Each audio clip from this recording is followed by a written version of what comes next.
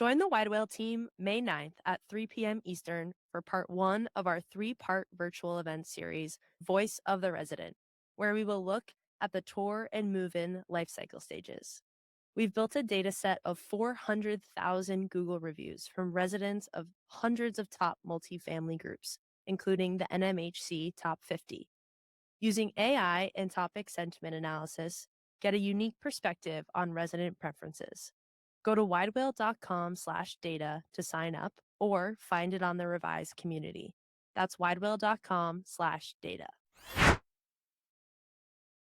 Welcome to Decoding Multifamily, a video podcast that explores different aspects of multifamily operations, but more importantly, takes a deep dive into the important people that are affecting change in the multifamily space.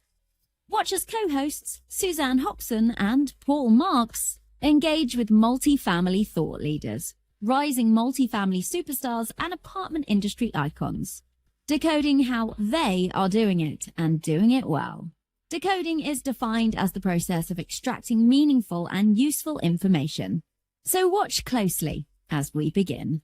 Decoding Multifamily's Rising Leaders. Well, welcome to this episode of Decoding Multifamily. I'm Paul Marks. I'm with my fantastic co-host, Suzanne Hobson.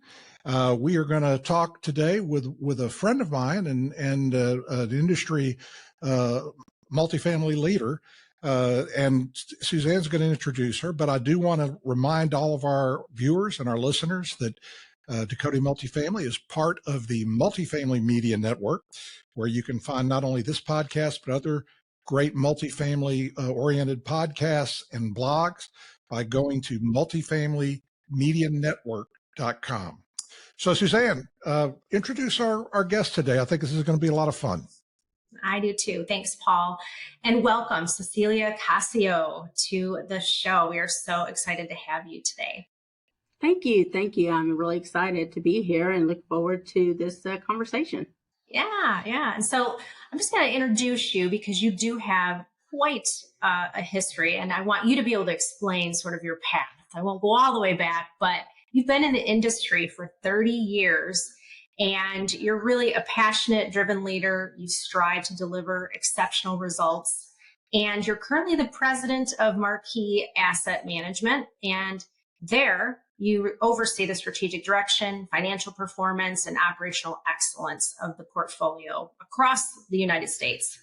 And you are very committed to creating value, enhancing quality, and maximizing returns for your investors, partners, and residents, while still fostering a culture of collaboration, innovation, integrity, etc. within the organization. There's also some things that people have said about you, and I think they're really quite poignant. One thing is that you are just the one people go to, whether it's an investor, whether it is your team, you get results. And so that was very evident as I was researching you. So really happy to have you here. Well, thank you. Thank you. That's quite an introduction. Well, I know you, Cecilia, and that's all true. So, yeah. Well, you've had quite a career. So let's jump in if you don't mind. We've got some questions for you so we can start decoding, Cecilia. So in your extensive experience, what key trends have you observed in our multifamily sector over the past decade? And how do you really see, maybe even more recently, how this is going to impact our future? Well, I mean, I think we can remember back to, smart home technology, and we thought like, wow, what an advancement, right? You got the thermostats that were internet based, and everybody just thought this was such a great thing. But now we've come to AI. What a spread of, smart home technology to AI. And I think this is going to move us leaps and bounds. I have started using it in my research, in what we do actually we started testing it is what we did. Like, how accurate is this? What can we find? I am currently also working on some research for a colleague of ours that has started their own little AI package to determine whether or not landlords really are going to be able to utilize it in the space that in the affordable space. So, I think we've seen everything from your smart locks that were basic smart locks to, giving people access to your home, on your phone, to AI technology that I don't even have the ability, I think, to really put a nugget into what that's going to bring to us in the future. It is far beyond what I think we can even begin to imagine at this moment. Yeah. Yeah. And I agree. It's really a conversation too that seems to be almost like centralization and specialization. There's this divide. And with AI, there's this divide, and it's probably a whole nother show. But when it comes to this technology, how do you think that's really going to impact what we do even in the next year? Do you think we're going to see some major changes? I don't know that we're going to see major changes in the next year. I think people are still adjusting, right? So when you start throwing all this technology out to the site teams, it becomes overwhelming. And I think that's the basis of everything we have to remember. There is a foundation to everything that we do, and it starts with our site teams.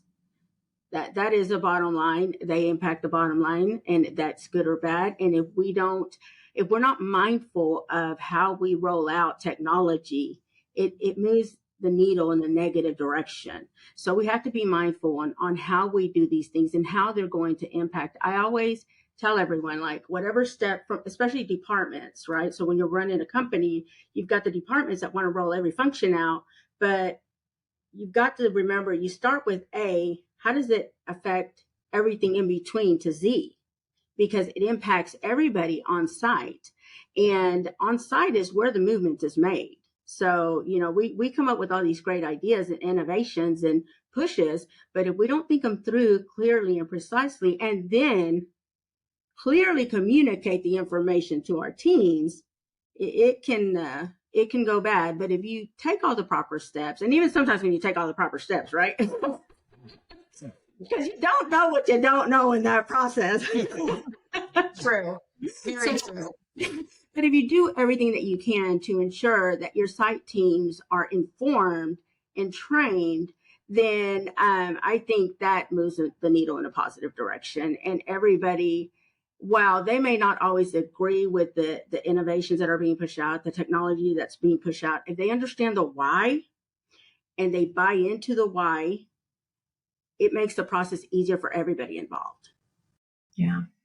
Yeah, I hear that quite a bit about, not only the customer experience, but our teams as our customer, their experience using the innovative technology, et cetera. Like, is it easy for them too?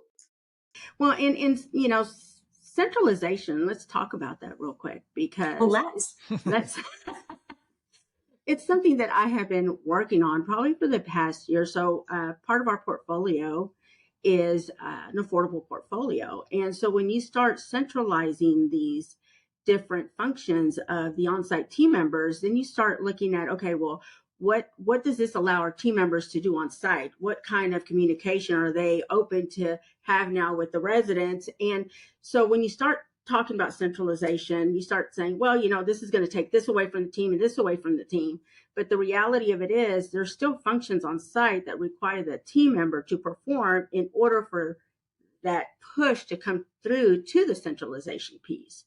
And, as much as I would like to say, like, we're going to be fully centralized, it would be foolish of me to say that, but it is something that we're looking at, because while in the affordable space, people used to say, well, those, the residents in affordable won't be able to use the technology. They won't be able to do DocuSign. Yeah, they can. We have been doing this probably for the past 3 years. We have been pushing all kinds of technology out to our residents, and they know how to use it better than some of us. Like, it doesn't matter if it's Class A or if it's HUD. If you push it out and you show them the steps, they make it happen, because this is how they live now. This is how they pay their utilities. This is how they pay their cars. This is how they buy groceries. It's it's all online. It's all on their phone, and everybody has a smartphone. Yes, yes, very true. And even having the same conversation a couple of years ago, I don't even think residents were where we wanted them to be. And so I think there's been a real transformation with how we're educating our residents on how to use this technology, and then also our team members for sure. I, I'd like to ask. I'd like to ask both of you this question because you both have run, management companies. Uh, what I'm hearing about centralization from people in the industry that I've interviewed is that they're seeing that the first place that you're going to see centralization is going to be in the assistant manager's role, and then it's going to leasing would be the one that's the next one to look at, or where it's going to start to have more traction. But maintenance, which is what everybody seems to want because they're so trying to find great maintenance people, that's the most difficult one to do. What do you guys think? I will speak from our side of maintenance teams. On our HUD sites, we have what is called React or Inspire at this point. And when we talk about centralization, most of the companies that have had to run those kind of inspections, or even city inspections, right? You bring your groups together and you move them from property to property. While the technology hasn't been utilized for those functions, there has been a form of grouping teams for one function. I don't know from my side of things, I've thought about, and you see my brain is spinning, or my wheels are spinning here, because I have thought about different ways to make maintenance work. And how does this work? We don't have a centralized system for all the work orders to come in at. What we do have is a centralized regional that pulls that information together, and then she pushes it out to her teams that are all in Houston. Like that's a great example. All our assets in Houston are, for the most part, close to each other, and we push people from one site to another through a system that requires us to get these inspections done. So it is not a formalized, centralized system for our maintenance guys, but you do somewhat already have some of the functions in place, because when you have assets in a central area, it kind of works out that way. So I think that the more difficult piece is going to be for those outliers, Paul. When you have those outlying properties, or you only have one or two properties, there really is no centralized format to use for those. And, great maintenance guys are hard to come by. So when you want to keep them there. Yeah. Oh, no. It's been interesting. When I was in my prior seat, it was a little more difficult to see what you could, to Cecilia's point, what you could centralize on the service side. But now that I've been out and about, there's a lot happening with, PropTech, and they're really focusing on, to Cecilia's point, a centralized function, both on procurement as well as being able to impact reduced work order counts through either AI or through like a call center made up of people who are all service people. So there's a lot of interesting things going on. I really haven't seen where it's gotten a whole lot of traction yet, where there's some data behind how it's working or impacting or lifting some of the work from our service teams. But I think there's some really interesting things happening out there, especially on the procurement side. You think about leveraging purchasing throughout a portfolio and having one point of contact for that. That's really it's pretty amazing. So I think people are getting into that more. But again, there's a lot of things that we haven't figured out yet, and they have the brunt of what we need to do to keep those properties running and running well. And they're also our resident ambassadors. There's just a lot to what they do that geographically, to Cecilia's point, we need the presence and the backup. I'm hoping to see some things coming out more on, what are we really solving for when we don't have people, because there's such a shortage. So that's my take. I don't, for what that's worth, Paul. Let's keep going because we've been talking about PropTech. We've talked a little bit about, what you've done. What do you think has been the biggest impact with your company in terms of PropTech and making a difference on those data points and the bottom line? Getting out there and listening to the team members. I mean, that is the biggest impact, listening to how these things are impacting them, listening to the understanding of how they work. It is, I think that is probably the biggest challenge. One is we try to empower our team members, right? You want them to get out there and learn what other options they have available to them. What can they bring to the table to us that, will help their jobs? Because we do come up with all these great ideas, but the reality of it is they're the ones out there working. So when it comes to all this technology, what are they seeing out there when they go to these networking events or when they go to these local organization functions like HAA or TAA or AAGD or, the Florida Apartment Association? What are they seeing out there that is going to help them? And then I think it takes us getting out there. At least for me, that has been, I think, our biggest win has been listening even when we don't like what we're hearing.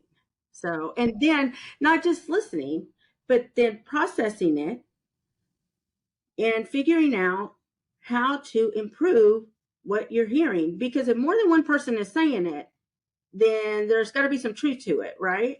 So, and I say that, but the reality of it is when you hear the same thing from people on different properties in different states, and even if it's just two, then there's a perception out there, even if that's not the reality. Somebody's either being trained a certain way, somebody's receiving the information this way, that's requiring that they process this information this way. And then it's our job to figure out, okay, how is this helping us?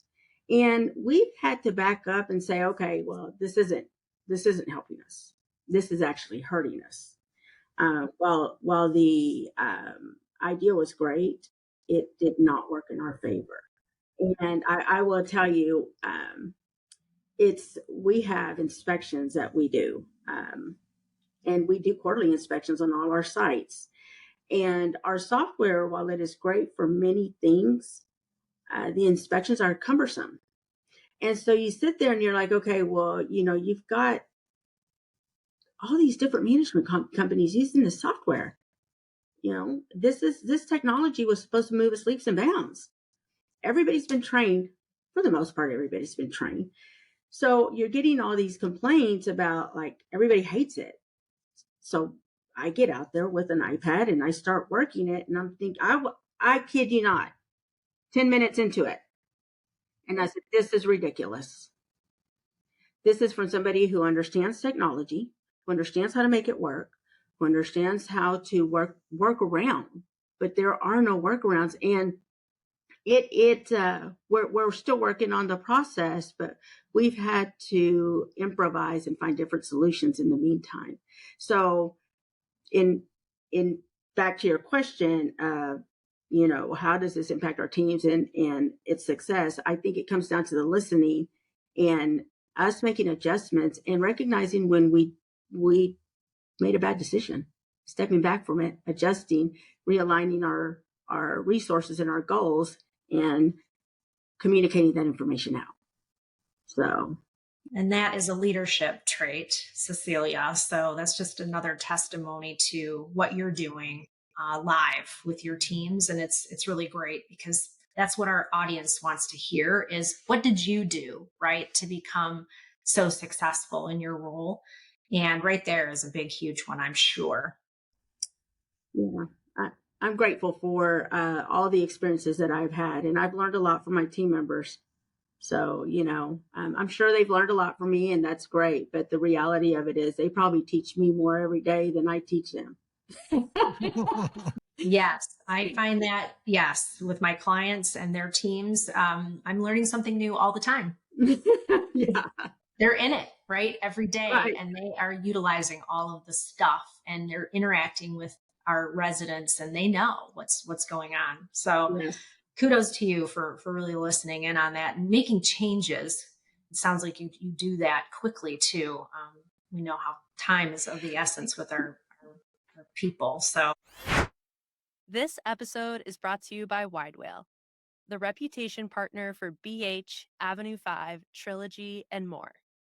Join Wide Whale on May 9th at 3 p.m. Eastern for event number 1 in our 3-part virtual event series, Voice of the Resident. We will be looking at in-depth topic and sentiment analysis from 400,000 Google reviews from residents of the largest multifamily groups, including the NMHC Top 50. Throughout the series, we will report on resident preferences and trends found in reviews by life cycle stage, retention, residency, and for our first event, tour and move-in. You'll leave with insights to optimize your operations, creating better resident experiences and driving better reviews. Put your dollars to work in the right places. Hear it directly from the source, the words of 400,000 residents. Go to widewhale.com/data to sign up or find it on the revised community in virtual events. Attend live or watch on demand. That's widewhale.com/data. yeah, It so is. just They get switching gears. frustrated. Yes, they do. They get frustrated, and then what do? They They leave. leave. They leave. Yeah. Well, hopefully they don't. But if we can just keep our finger on the pulse, right? Because when they don't feel like they're being heard, they go somewhere else. And when we lose people, I always look back and say, okay, like why did we lose them? I will always say, theft of time or money. I know why we lost them, and that's fine. But anything else, like if we have a good employee that's been with us for 2 years at this point, right? Because that 5-year, 6-year, 10-year is not here anymore. You're looking at, if we can keep somebody a year, we've hit a big milestone. You can keep them here 2 years. That's another great milestone. So you always want to look back and say, okay, what are we doing right to keep these people? What can we improve on? If somebody has left, why do we believe they left? Because we don't really know the whole story. We do the exit interviews, but I've always said, if somebody's left, they've either left for more money or they were not happy and they just didn't know how to express it. So, you try to dig down and find out, why are they leaving us? And can we fill that gap? Can we make an adjustment or a change? And sometimes it's not possible, but for the most part, I think we have made great strides in the past 3 years by making adjustments and improving our retention. So, well, just changing, a little bit of our direction here. This is more on how you market your assets. And I know people are struggling right now in certain areas of the country with, should I do concessions? What can I do to differentiate my properties at this point? Now that the market has shifted a little bit, not for everyone, but for many, they're looking at different ways of differentiating themselves. How do you do that in your organization? Well, first, I really start digging down to figure out what's happening in that immediate market. Is it something that we at the asset are not doing correctly or not doing to fit the need of the community? And it's good old back to the basics is what it is. This technology is great and it helps us advance on the foundation of what we need to do, but we have to find out we have to go back down to the foundation of, is what we're providing what people are looking for? Do we need to make an adjustment to either our amenities, our presentation, our marketing, our digital marketing? We still, at some of our assets, we will still go out and visit some of the local stores. But the reality of it is that is antiquated and it's not really done anymore. Now it's about reaching out digitally. You've got to be on social media. We make TikTok videos.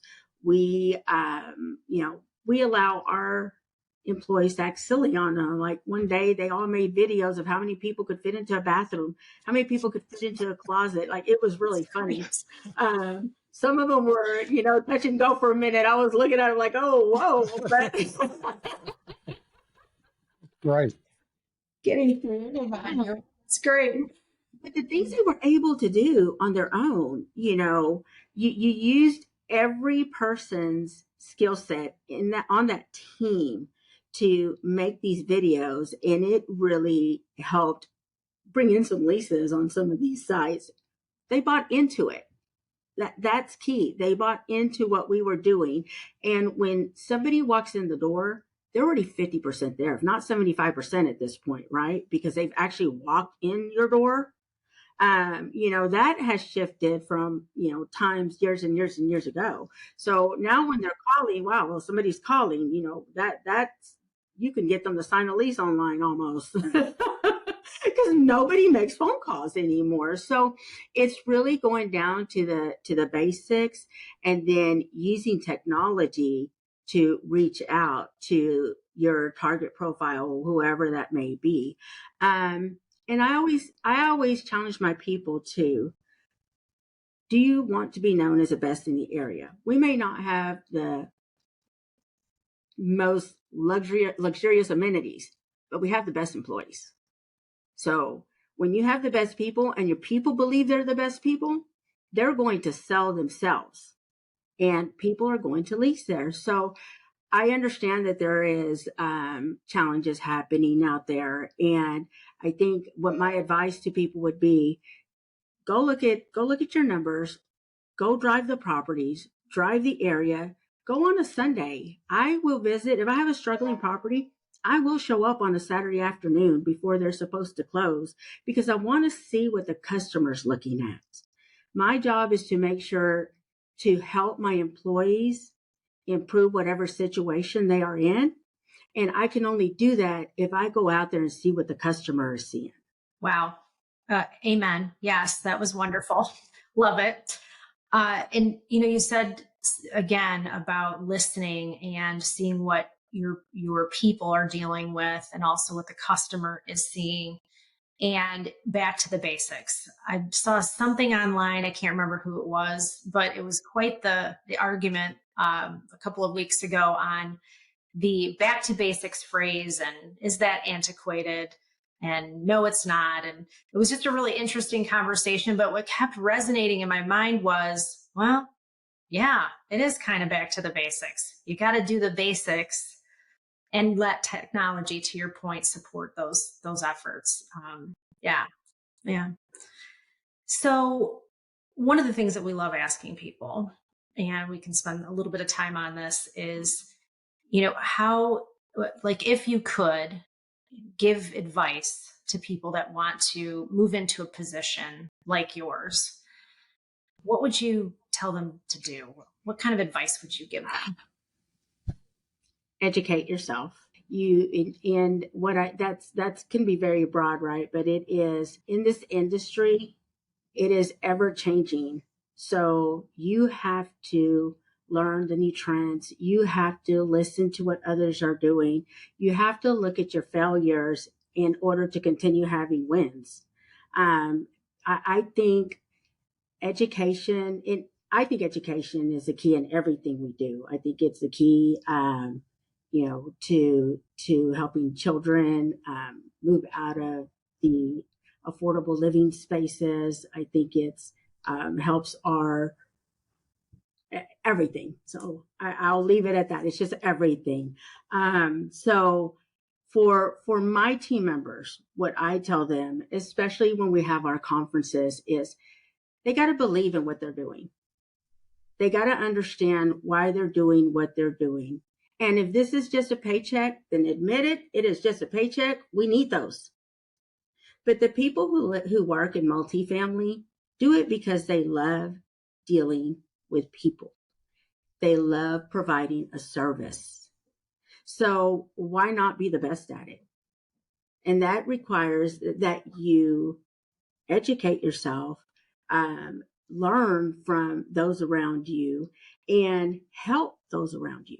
So it's like push up, pull up, push up, pull up. Like I totally believe in that. And I believe that if we teach our team members how to find their own greatness, they'll be unstoppable.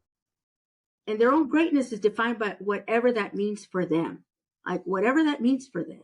But if you help them just find that little piece of it, they're unstoppable. Most people don't come to work and want to waste time. They want to come make a difference.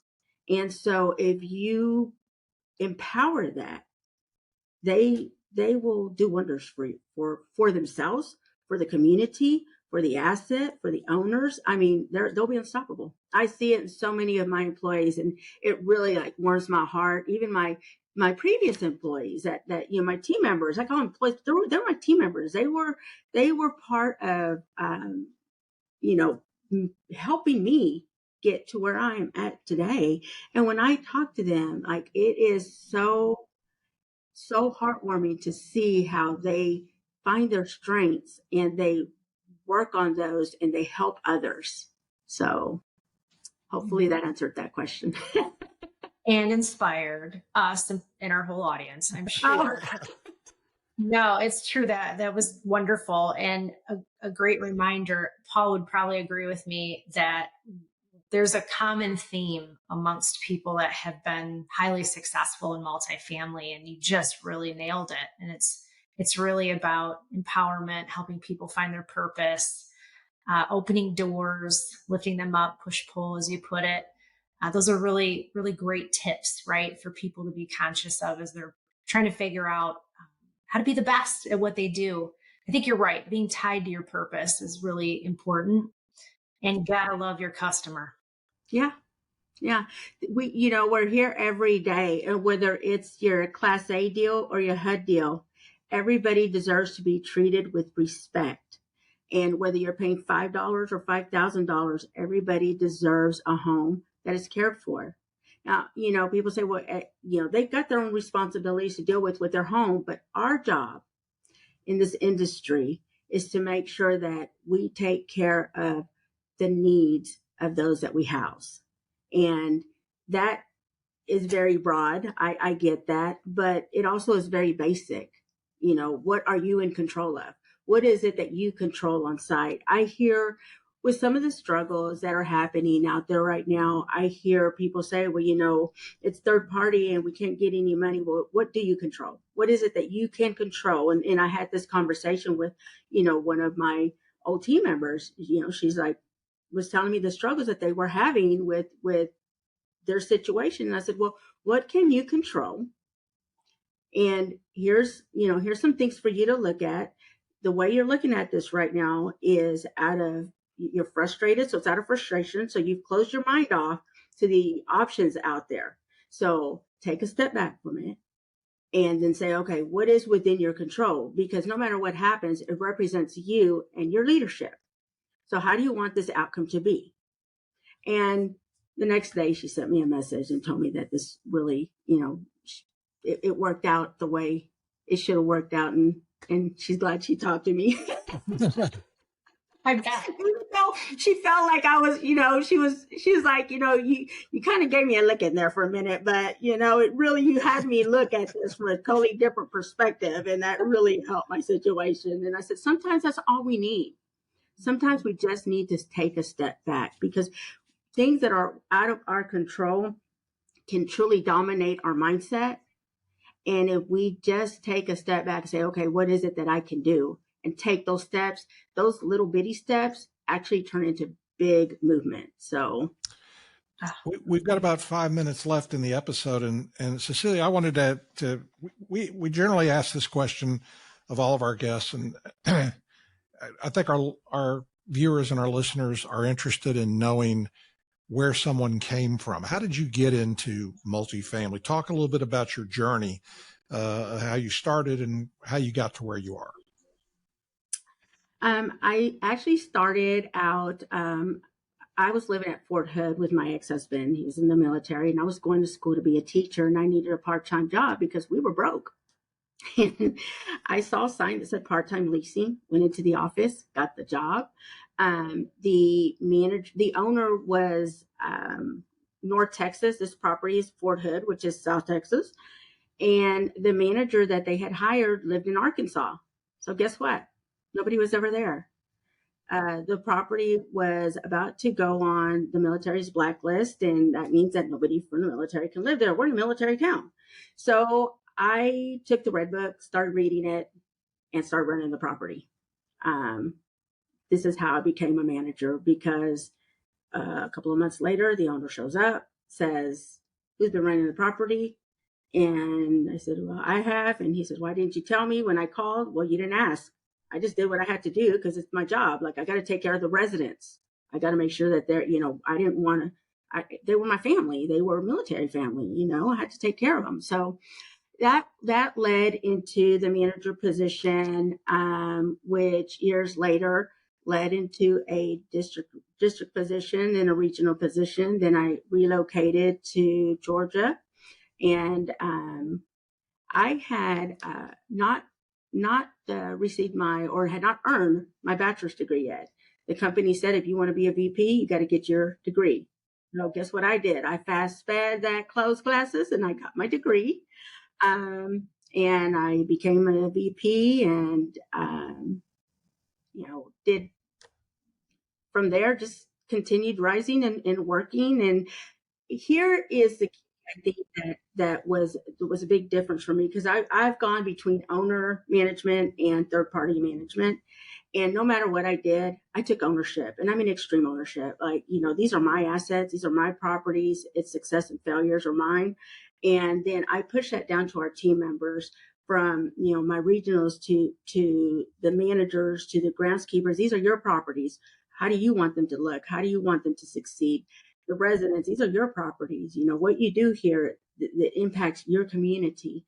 So I think from the very beginning of my career, I took ownership of that asset as a leasing agent that really I didn't know what the heck I was doing. I read the contract, I read the Red Book, and that's how I went with it. The Red Book. I love it. Well, we've got. I'm old when I say the Red Book, right? Yeah, I knew exactly what you're talking about. So, yeah. Well, we've got about 2 minutes left. Suzanne, why don't you ask a final question, and then before we close out, I want Cecilia to let everybody know how they can reach out to her, to get in contact with her if they want to talk to her and find out more about what she's doing. Well, what do you think's up for us next in multifamily? What do you think's exciting down the pike? Well, I think all these changes that we have coming up, you've got the Renters Bill of Rights, which we won't even get into here, right? But, the affordable housing component, from workforce housing to your standard conventional 80% AMI group out there, that it doesn't fall into any of the programs, but, we have to find affordable housing for people. And you've got the ownership side of things, where they have to be able to sustain and maintain. So to me, the exciting thing is that we're going to have to figure this out. We got to figure this out in order to keep moving forward as an industry. And you've got, obviously this AI technology that I believe is going to, I can't even put my finger on what this thing's going to be able to do. But I know that you've got the different generations coming together, really learning and working together. And then we've got this baby boomer housing need that we're coming up against, and we've got to make sure all these things are happening and moving forward. So to me, that's like the exciting stuff, is like, we got to find solutions to all these things that are happening, and to all these different areas of opportunities. That was a good word that I was taught early in my career. It's not a problem. It's an area of opportunity we got to figure out fairly quickly. Got to start finding solutions. So, and I think people want to grow, and people want to learn.